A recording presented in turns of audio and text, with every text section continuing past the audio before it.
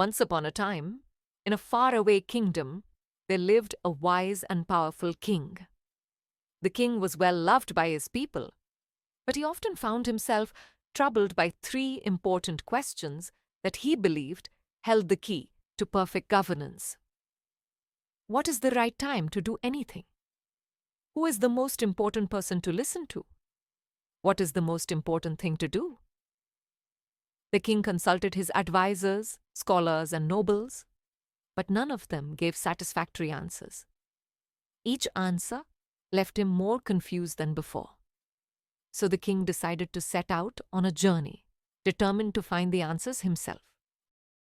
After traveling for many days, he reached a dense forest where he had heard about a wise monk who lived a simple life. It was said that this monk, who lived in a small hermitage at the heart of the forest, was known for his wisdom.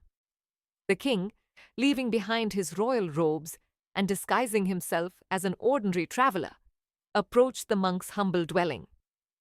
The monk was busy tending to his garden when the king arrived.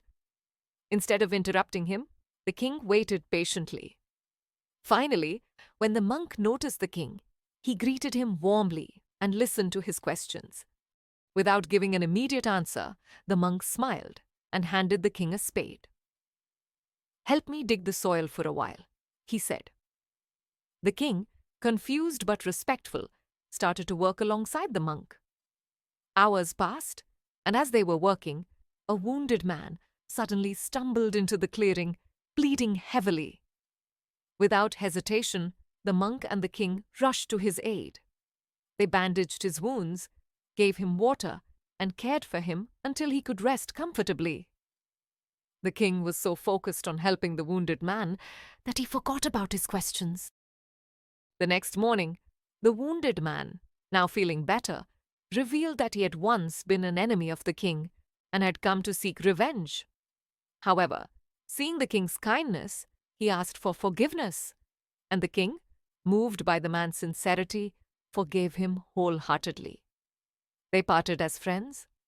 The king then turned to the monk and said, "I came here to find answers to my three questions, but all I've done is work in your garden and save a wounded man.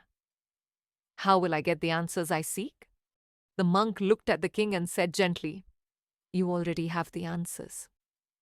The king was puzzled, so the monk explained, "The most important time is now because it's the only moment you can control.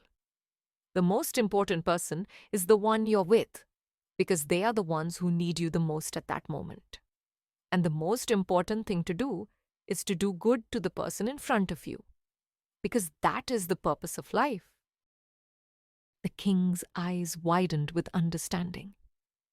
He realized that all his worries and questions had been answered through his own actions. He had been present in the moment, helped the person who needed him, and did good without expecting anything in return. Filled with gratitude, the king returned to his palace with a newfound sense of purpose.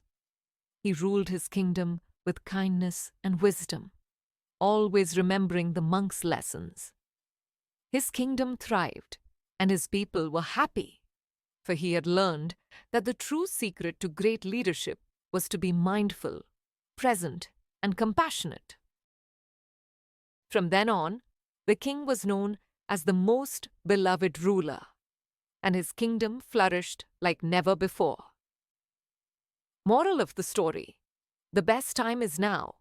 The most important person is the one you're with, and the most important thing to do is to do good.